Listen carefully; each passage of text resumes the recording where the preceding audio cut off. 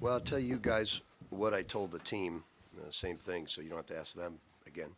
I told them that both teams played really good basketball, fun basketball, great passing, um, but they were the better team in the second half, and you got to give them all the credit. We struggled with defending the pick and roll, and we didn't go in. We went inside the first half and put on an offensive clinic with Nanu passing, getting 6 assists. We didn't go to him as much in the second half. He got a little tired, but he got hurt there a little bit. But that was a big key for us going inside and cutting off of him. But they were the better team, and too often people can't give credit to the other team because we played well. They were just better this night. We just didn't get them the ball. They fronted a little bit. They denied them the ball. They did a good job defensively. Coach, something your teams have always had is this toughness in the last 4 minutes of the game, and we're seeing that more with Miami now. How much of that is coaching, and how much is that inherent in a player? I think it's experience, and it's a combination of both. It's building something. You know, like when you go to a Final Four after your tournament, you got to win. You got to be tough enough to win 4 games to get there, and it's got to be consistency. Miami has all the tools because they shoot free throws well. They're long, they're physical, and they have experience. They have a good backcourt. You know, Angel's tough in pick and rolls at the end of a game, which you can isolate. And he's a much different basketball player this year than he was last year. Last year he was out of control. He was erratic. He was heavy. This year he's light, speed, smart, doing all the smart things. So you got to give credit to a player who does that, who turns around his body and turns around his game like that. So they have all the little things. They're very well coached, they're very well drilled, and they can be one of many teams to win 4 games and get to a Final Four. Was there anything offensively that you weren't doing down the stretch? To be honest with you, Eric, we missed 4 wide open shots. We had Damian on the baseline with a 16-footer. We had an in and out for a 3 with Trey. We had Trey going to the basket twice, getting fouled and not getting a call for a layup. We had Q wide open, didn't make the shot. I mean, sometimes you just miss, and you look for reasons to blame, and there are none. The other team was better. Did somebody just come down on Nanu's ankle or foot or something? I didn't see it. No, I didn't see it. Is there anything when he comes off the floor, he picked up 2 fouls, I think, in 2 straight possessions. Does that, do you think, bother him at all? Is it affecting his play and his mindset? Or? You'd have to ask him that. You know, it doesn't bother me when we have Anis, who played a great game against Miami last year.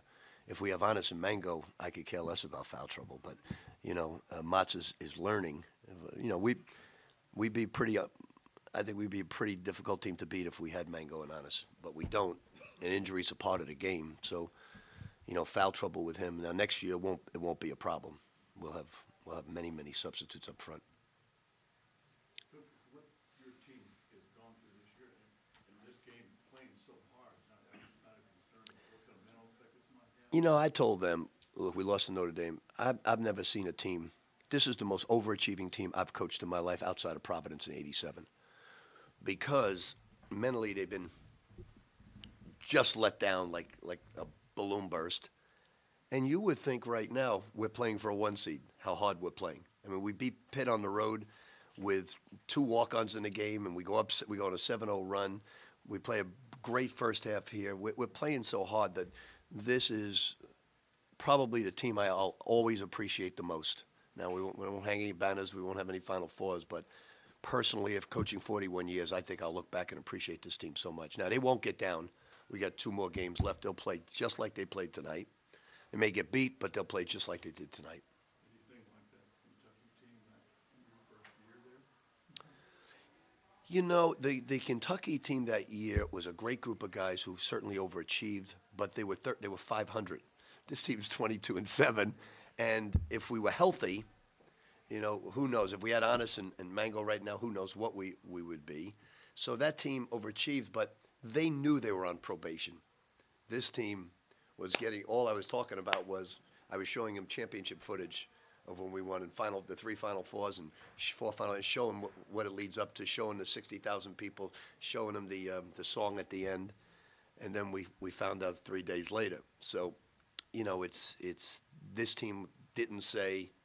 My line was, let's get better, not bitter, and let's not hang our heads. Let's do something about it on the court. And most teams Most teams would be, here's what they would do. They wouldn't quit, but they would say, let me get some points tonight. We're not going anywhere. Let me get mine tonight.